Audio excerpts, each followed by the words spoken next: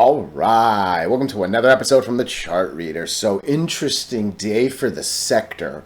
We started so hot. When I woke up, these are obviously wicks now, but these were full good candles in the morning, and to see pretty much everyone, TLRY, CGC, pretty much same thing, ACB I think was red actually, but basically same thing, right? HITI, I think picturesque doji if I'm not mistaken, yeah, right? So really interesting day in terms of the candles. All right, I'm gonna do what I've been doing. I'm loving that the people are loving it, and I really want to try to incorporate it into other ones. I just know more about this sector than most, right? But I am going to talk about the market, which had an interesting day and actually is doing a little bit better, but at the same time kind of what I expected, so I'll go over that. And then I've got a number of headlines. So last week we talked about Barron's, a third party, I would call this a neutral post talking about it.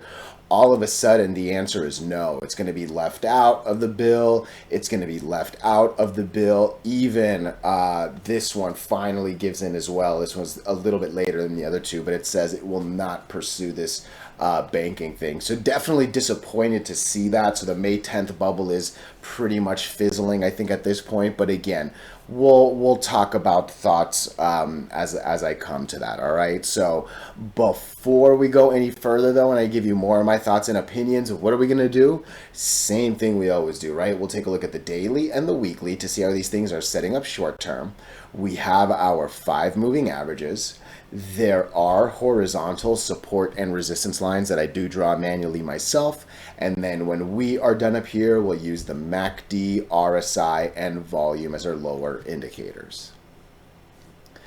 Hey, really quickly, if you can please subscribe to this channel, share this video online with your friends, comment good or bad if you disagree. Look, anything you can do helps so much with these YouTube algorithms, but for real, just being here and giving me your time is so appreciated. All right, so I want to talk about the markets first, and then I'll get to these breaking headlines shortly that I started the video off with. All right, so SPY, I'm going to start with the S&P 500 ETF, all right? Again, I always say it, weed is nothing more than just farming and putting things in a store, in a brick and mortar store, right? There is very little technology. There is literally no e-commerce that is illegal in this thing. So to me, knowing where the S&P 500 and the Dow Jones is, those two are far more important than the NASDAQ, right? So you rarely kind of hear me talking about NASDAQ or QQQ on this thing. S&P 500 had a very interesting last couple days, all right? So if you haven't watched my video, this is the easiest place to show it, this screenshot. So my theory was a single bounce up and a drop down, okay? Clearly that was incorrect, okay? Because we do this kind of lightning bolt up, right? And as I zoom out, so where were we talking about? We were talking about this right here. We're almost repeating this a little bit more than I expected it to.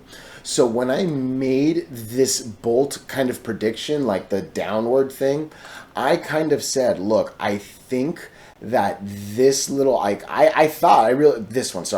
we had come close to the 100, try to make a recovery. I thought we were going to fail. We came close to the 100, try to make a recovery. I thought it was going to do the opposite. This actually has so far made the move. All right. Now, we have not quite made this big candle move. All right. And what is that? We're still not over these two lines. Okay. So yeah, the market's doing way better than I expected it to the last 2 days, especially because I generally say Friday's a loser day. To actually see it gap up, oh man, that for sure exceeded my expectations. All right. That said, I think the big part of this drawing was the failure of breaking those two lines, right? Because again, I was just kind of assuming those two were going to get there, and I roughly estimated there, right?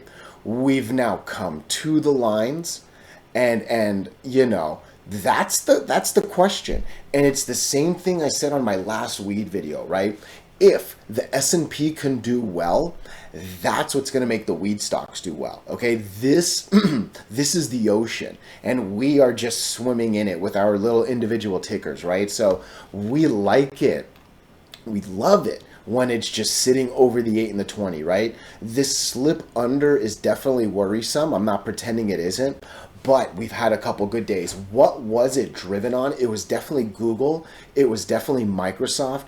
And I would even throw maybe Tesla into it. Tesla wasn't as beautiful, but they gave good guidance. Meta was a lot more beautiful in terms of numbers versus Tesla, but clearly opposite reactions, right? But yeah, I think the Google Microsoft thing that was the earnings that just happened. I think that's probably what helped us gap up, right? But again, nothing really matters to me. I think until we can maybe get to like 511.50, 60, give or take, right? And same with the S&P 500, right? SPX. Basically get me into that like 5,130-ish, give or take, right? It's basically a decimal off. So that's what I'm looking for in the S&P 500. Sorry, too many pudgy fingers.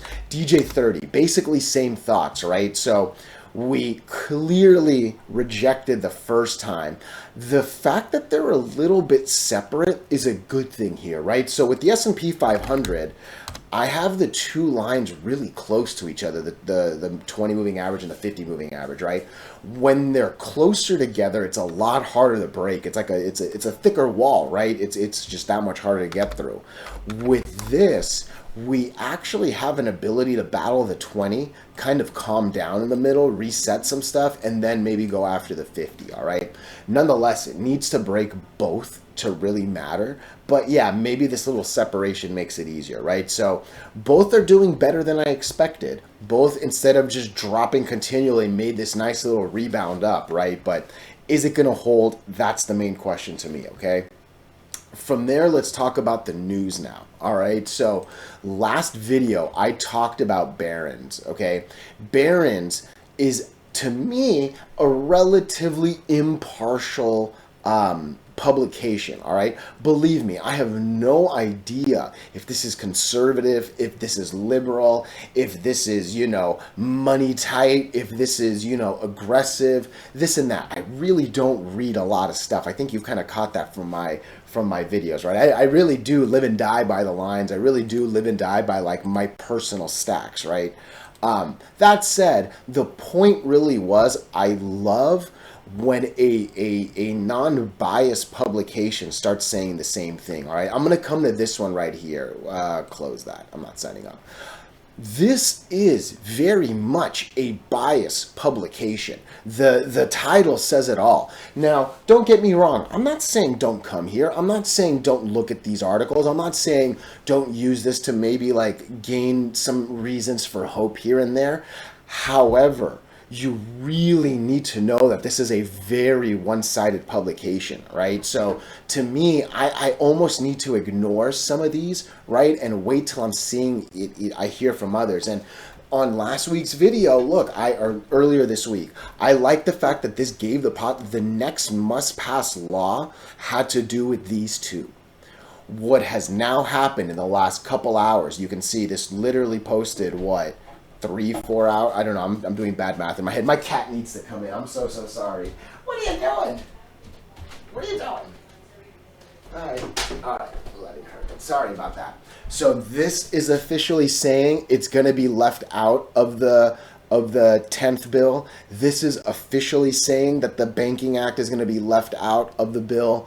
This is officially saying they will not pursue banking reform in this upcoming one. So unfortunately, this is no longer a go. Now, are some people going to say, hey, maybe they can overturn the decision, maybe they'll put it in, this and that?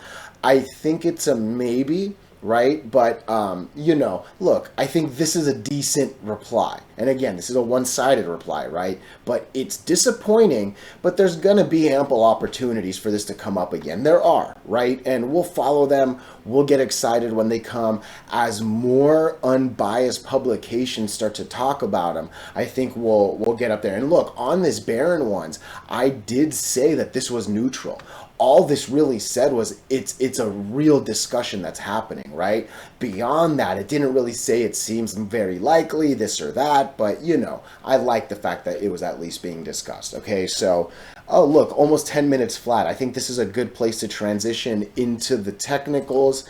Let's start as I normally do with TLRY. So, TLRY, let me say it like this, and it's basically the theme on the last two videos, probably more than that really, right?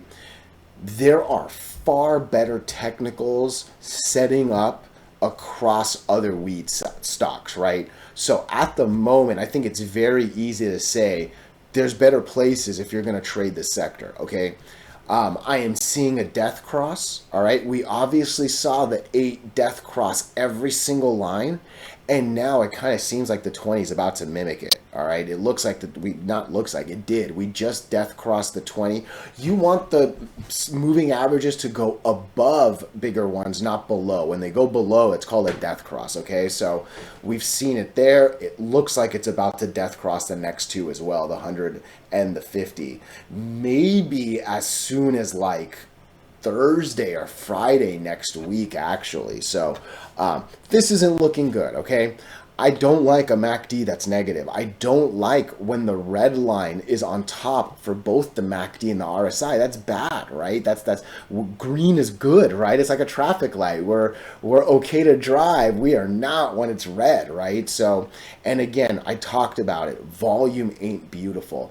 Even on the decent candles, even on this little baby momentary uptrend of a couple days, there was nothing that got over the 50-day average. The only candles that have been getting over the 50-day average have been bad ones, right? So I don't like that. Look, the good we can talk about is how this is holding the 8 moving average, but I don't think that that's good enough is a really simple answer to say, you know what I mean? So I think because look, like I said, this banking failure to go into the May 10th is fresh. This just happened today, and I actually don't think I'm blaming that news on these candles. I don't think that's what it was. I was trying to go into the hourly to see if it said anything, and look, in that hourly view, at least let me say what was in my head before I come back. This earliest one, so this was 12 o'clock Eastern, right? Let's come to the chart. I think this is 12 o'clock. Yeah, this is 12 o'clock Eastern. That's when it dropped. So, hey, maybe that was actually the reaction. I'm glad I kind of talked it out because I kind of almost poo-pooed that for nothing. But, yeah, I don't know. Interesting. Not the Discord. I don't know. Maybe that was actually what it was. Let me know your thoughts there. Let me know if this was actually a bigger deal, and maybe that is why we saw what were really healthy opens drop pretty early in the day, right? Or midway through the day, I guess. So I don't like this. There's pretty much not too much more to say, right? Again, the nicest thing I can say is holding the 8 moving average, but not much else there. We are under all 5 moving averages on the weekly. Like I said, we're barely holding on to the 8 on the daily. I think there is more bad on this than good on the daily and the weekly, all right? Really quick, there was a comment, and again, I've seen it a couple times, so I think it's at least worth discussing. You know, someone asked, hey, which is a good investment between this and that, and you know, like, am I going to hit my price target if I'm averaging here and this and that? Look, I love giving my opinions. You know that, right? I think we've made this beautiful like street of two-way stuff, right? You give me fundamentals, I give you technicals, and my game is short term, right? Like I am not the best at forward looking.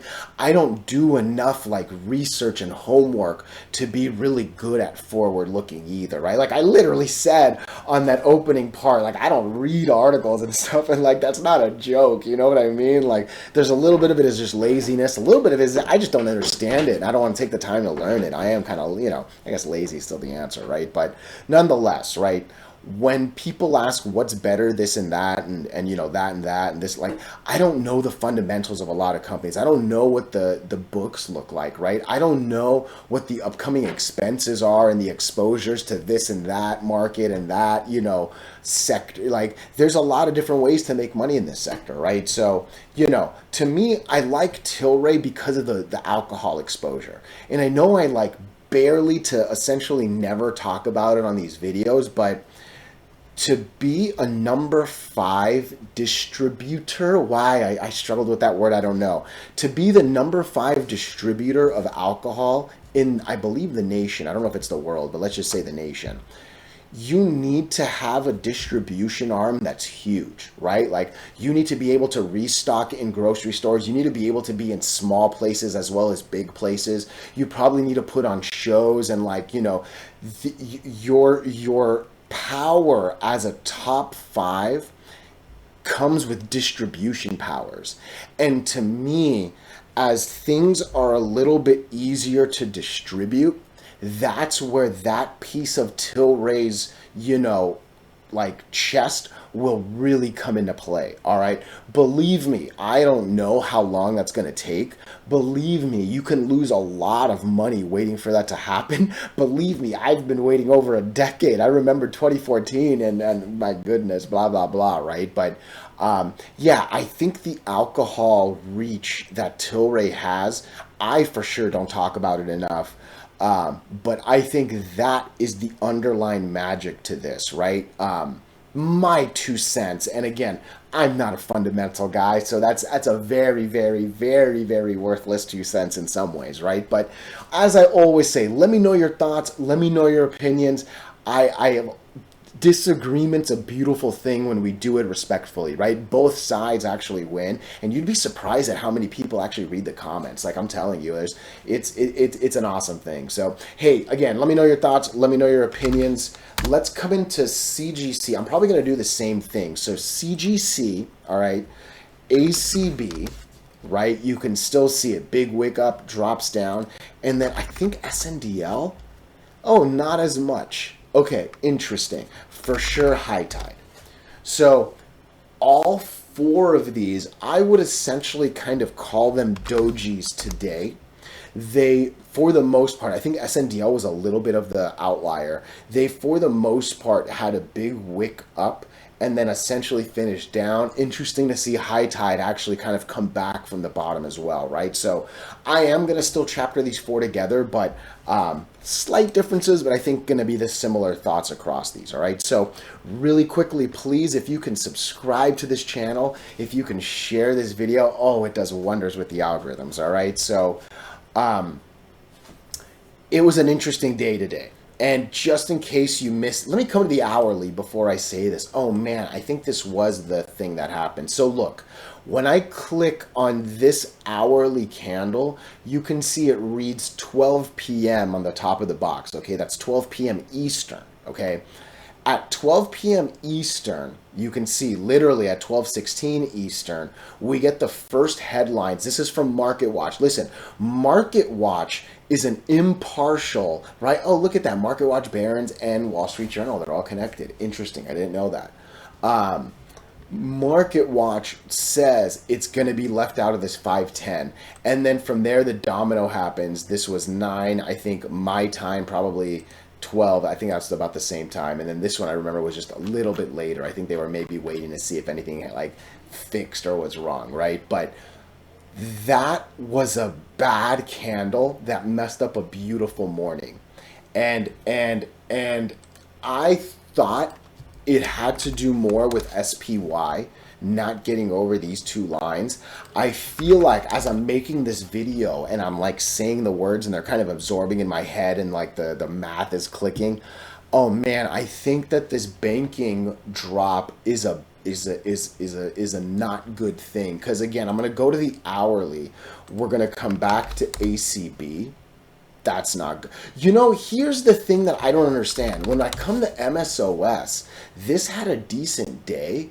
And this actually didn't cripple at that 12 o'clock post, which is a little interesting to think about as I'm also saying these other words, right? So, man, you can tell I'm trying to digest what happened today because, again, these were good, strong candles in the morning, and then lo and behold, they weren't, right?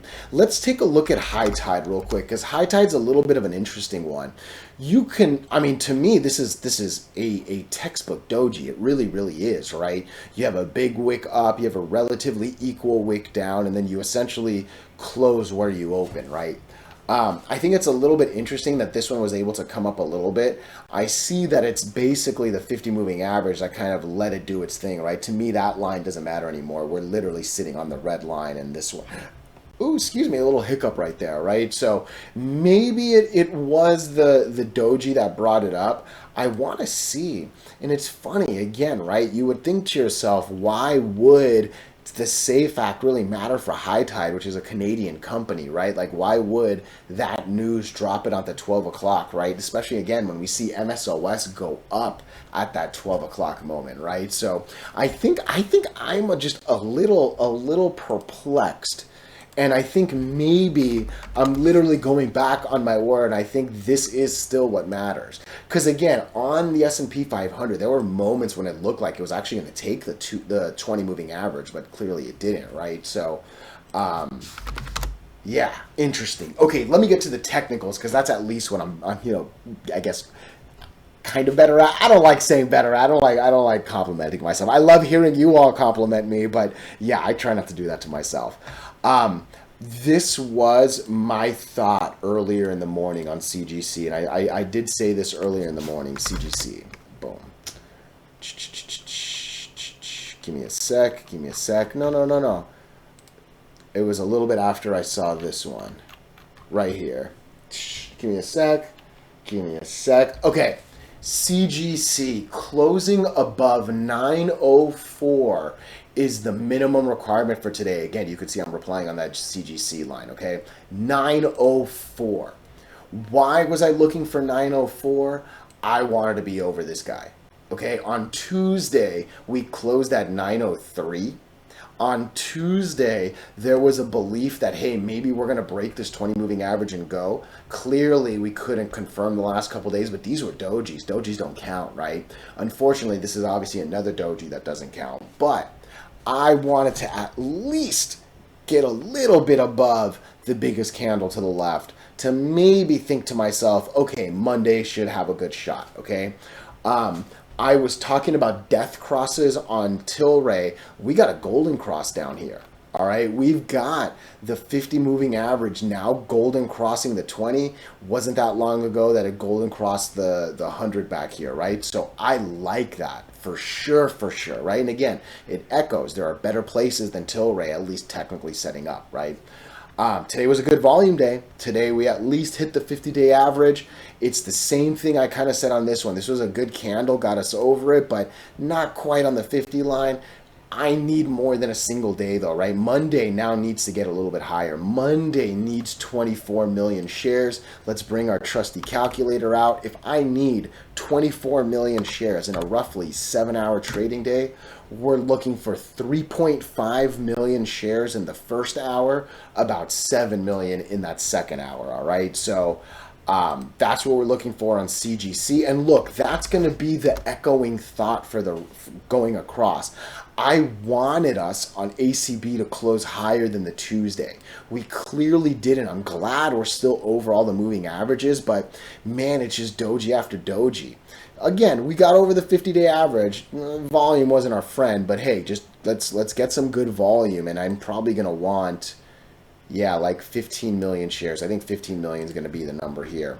SNDL, I haven't talked about too much, so let's give this one some love. So SNDL, I would have loved, this one almost looks like CGC, right? The difference with CGC is it's at least able to get over the lines, right? ACB, it's actually over the lines, right? SNDL, we're still sitting in between these two. Now listen, we're over 4 of the 5. I like that, right? But I need to be over the 8 and the 20 to really feel that extra level of comfort, right? So I number one, would have loved it to get over the Tuesday date. Again, that's still the echoing theme.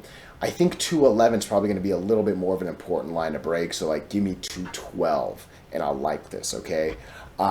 Listen, I think the echo across all of those, and let's just do High Tide real quick. Let's just do High Tide real quick before I do my overall echo comment, okay?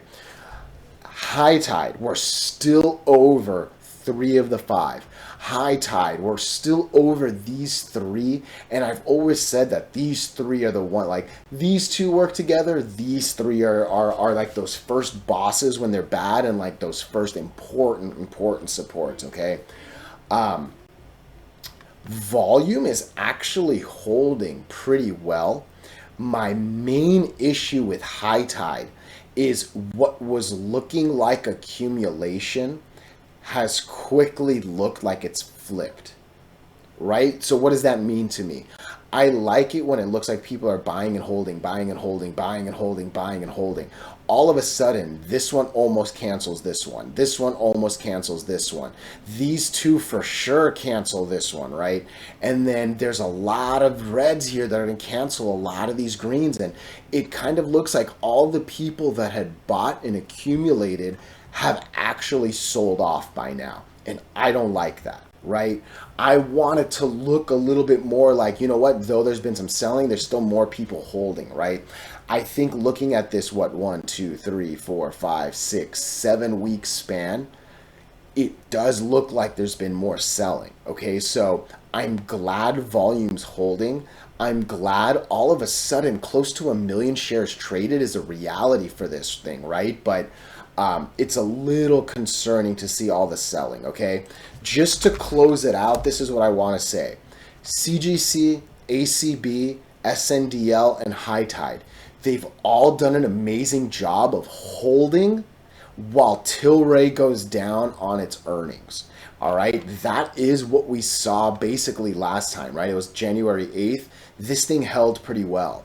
I don't want to see that, and we're watching for that, right? But they're all holding pretty well, right? ACB holding pretty well, right? SNDL, I wish it was holding a little better, but hey, it's actually holding better than TLRY, right?